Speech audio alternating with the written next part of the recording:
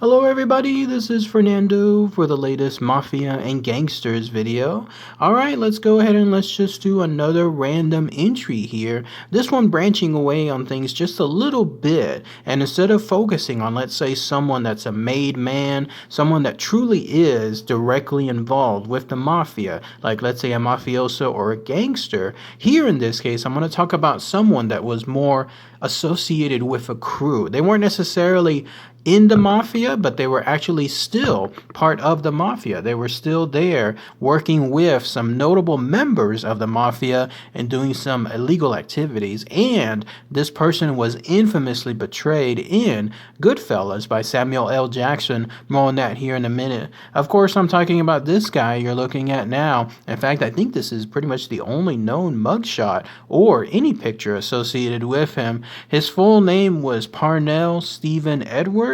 But as always, there's a nickname associated, and in this case, it's Stackz Edwards. So let's go ahead and let's talk about all the fascinating information associated with Stackz Edwards, and then we'll focus on how he became involved with the world of the Mafia and how that eventually led to his death afterward. So who was this Parnell Steven Stackz Edwards? Well, he was someone that was born back on January 15th, 1947, there in the South Bronx area. Little is known about his early life, like let's say his childhood, maybe even his young adult / teenage years. All of that just remains mysterious and up in the air. I'm sure there's information out there if one really wanted to look, but it's pretty much gone. But in this case, what happened between then and eventually growing up to 1967, not only did he have some stints in prison, which actually led him to become pretty muscular. Apparently people that worked around him noted that his stints in prison caused him to go from being chubby to being muscular, so much so that he was even hired at one point because of his strength and his muscles to be a bodyguard to Muhammad Ali. But sometime again between now and then to 1967, he was there at an area in Queens Boulevard just working as a street performer, basically a blues rock musician. You know the kind, you see these people just throughout multiple parts of multiple cities, just pretty much just playing an instrument of sorts and then having people tip them along the way. Well, that's what he was doing on that time period in 1967. But lo and behold, as it turns out, in that same area was this guy, Tommy DeSimone. Tommy DeSimone is, of course, someone I've mentioned in some of my past videos. He was infamously portrayed there in Goodfellas by Joe Pesci. He was also in that same area, not playing musician instruments or anything like that. Instead, he was selling stolen Rolex watches, specifically in that area. So as the two were side by side, eventually they became interlinked. So much so, in fact, that Tommy DeSimone considered Stackz Edwards a close friend and also a quote-unquote brother. This is very notable to mention because this family, this Vario Crew, and I think also the Colombo crime family and other associates, they were different than others because they believed in working with different races. Like at that time, many other crews did not do so. They were just strictly Italian. You could only work with Italians. You could only associate with Italians. They didn't allow anyone else in. But in this case, Tommy DeSimone and everyone else I just mentioned, they were there believing that in order to increase overall profits, it didn't hurt working with other races. And so that's how essentially Tommy DeSimone and this guy Stackz Edwards became good friends. And also because this guy Stackz Edwards was really good when it came to illegal activities. He picked up some tricks along the way, and he was able to make a good amount of money for the crew, specifically in credit card fraud and also carjacking. And eventually this led him to become familiar with Henry Hill, who was also, of course, famously portrayed there in Goodfellas, and then also Jimmy Conway, who was also, Jimmy Burke, but he was known as Jimmy Conway in the film. Jimmy Burke also within the movie Goodfellas. So there he was, Stackz Edwards, making this type of money for the crew. Again, he never became anything as far as a made man.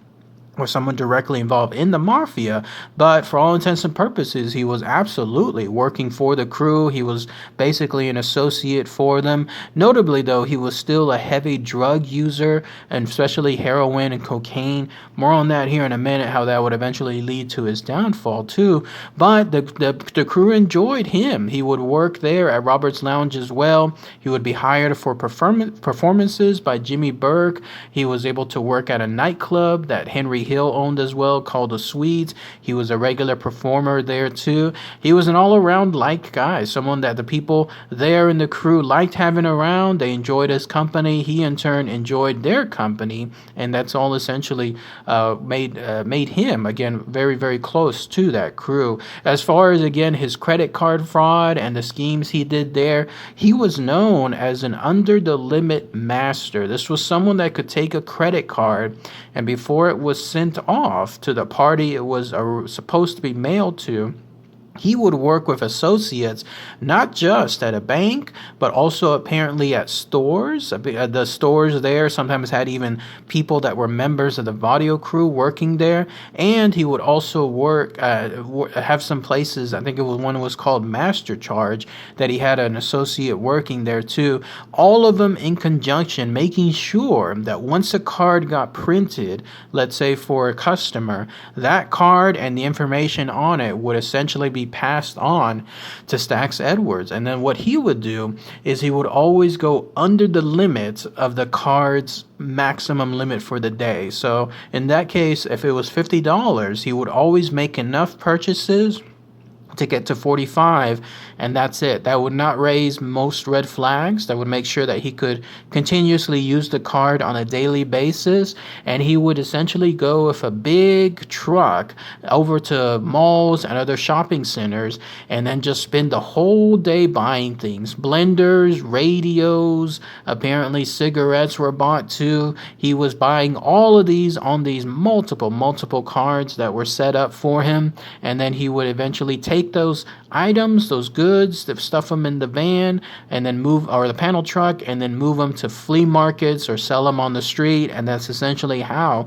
he was making money for the crew, because all that money was essentially profit, and then that money would go straight towards the crew. And I'm pretty sure that he got to keep a cut of it as well. But he was very, very good at doing that, and more importantly, not raising all the red flags that would stop this stuff in the tracks. Of course, eventually the cards would be reported stolen, but that timeline, that area there, that gray area where the card was first being printed to the time period that someone would expect it to get in the mail, that's where he was doing really, really solid things as far as this credit card fraud. So that's what he became known for when it came to that. So he was almost like a trusted member of the crew, so much so that eventually the infamous Lufthansa heist, which I'm not going to really talk about too much here. There's other videos that are out there that just go into far more great detail, really good detail as far as that type of stuff.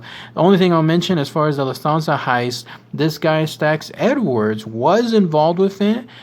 He was in the robbery. His job was essentially there to make sure that if any employees needed to have, I guess, any kind of beaten up status, that's what he would do. In fact, he slugged the Lufthansa employee Carrie Whalen as part of the robbery. But more importantly, his other job was to make sure that the truck that was used, the panel truck that was used during the heist to carry all the money, would be taken to a junkyard. Is this right too? I read it somewhere in another area that this junkyard was known by John Gotti. It was owned by him, and then that was going to be almost like a part of another crew that was being used for it. Someone might correct me on it, please, but I think I read that somewhere too. Either way, though, he was supposed to take it to the junkyard, and then, of course, in typical mafia fashion, that evidence would be compacted, it would be destroyed, it would be gone, melted, completely away from police recovery, and then that way nobody would be the wiser.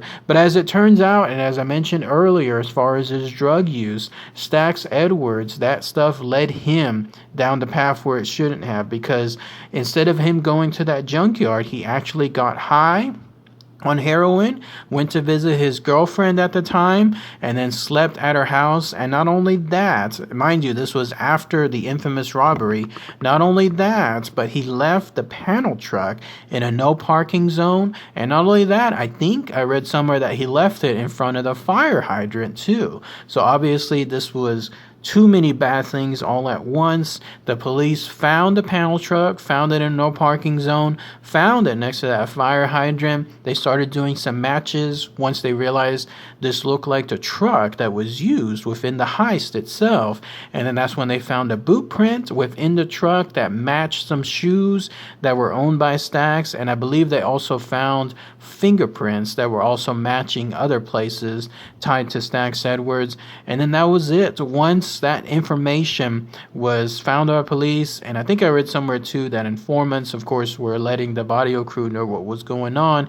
Either way, though, his time was pretty much up. At that point, Jimmy Burke, who was getting more and more paranoid, especially after realizing just how much money was in this Lufthansa heist. It was supposed to be a certain amount, but it turned out being much, much more. He was so paranoid that obviously, like in the movie Goodfellas, the way it presented it, he started having people whacked. He wanted to make sure that there could be no links tied to him, nothing that would essentially cause him to go to jail. And there was also a little bit of greed associated with it too, because he wanted to keep the money for himself too. Either way, though, once the link was given to Stackz Edwards as far as who drove the van and then who essentially was part of the robbery, his time was up. So shortly after the heist, he went into hiding once the police learned about his information. And then that's when Tommy DeSimone and another associate, Angelo Sepe, paid him a visit because they were friends, because he thought to himself that this was a guy that he had been friends with for who knows how many years. Again, going back to the time period I was mentioning earlier about him playing on the streets and then also playing at the bars and just doing all the other heists and other criminal activities together.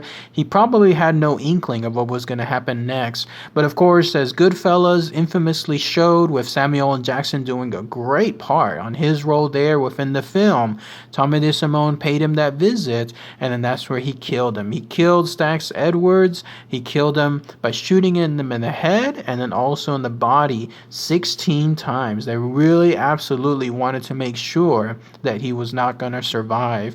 And this was also because the Vario Crew was thinking that Stackz Edwards could be someone that could cooperate or become an informant or a rat if they were going to, let's say, if the police were going to use someone as testimony and then maybe give that person a scot-free pass, someone that could essentially be a witness but then be someone that would not have anything bad happen to them afterward. And so that's when they wanted to take care of Stackz Edwards, and it all was again tied to his role in trying to get and should have had gotten that getaway car destroyed, and then his drugs causing him to make those bad decisions and so on. So that was pretty much it as far as the information associated with Stackz Edwards. Only other thing I could find was that his body was found by his girlfriend, and then his mother, of course, eventually found out what happened to him. And at the funeral, Henry Hill was there, visiting the family and making sure that they were okay, because again, they were all close friends before what happened to Stackz Edwards as far as his death. Interestingly enough, Tommy DeSimone did not go to the funeral for obvious reasons. I mean, they were friends, but they were still, it was something that was beyond personal with regards to that killing. And then that's why it was nicely portrayed in the movie Goodfellas, because I thought it showed closely how the two of them were within the film, and then how it kind of made things a little hard for him to do so. But still, that's at least all the information I could find on this guy, Parnell Steven Stackz Edwards. But if anyone has any more information, anything else I might have missed, then please post those comments below. How about that as far as all those goods and stolen items that this guy purchased from those stores using those ill-gotten cards? Who knows? There's a good chance if you have have some old appliances there, like old blenders, radios, whatever, and you happen to be within that area there in the Queens Boulevard area, who knows? You may actually have something that Parnell Stackz Edwards had within his possession at one point. If it was specifically something in the late 60s, early 70s, and considering how many times he did this day in, day out for months on end, who knows, there might be a chance that this type of stuff was stolen stuff, and you might actually be holding a piece of history associated with Parnell Stackz Edwards. But again, if anyone has any more comments, please post those comments below. All right, everybody. Thanks again as always. Take care. Bye.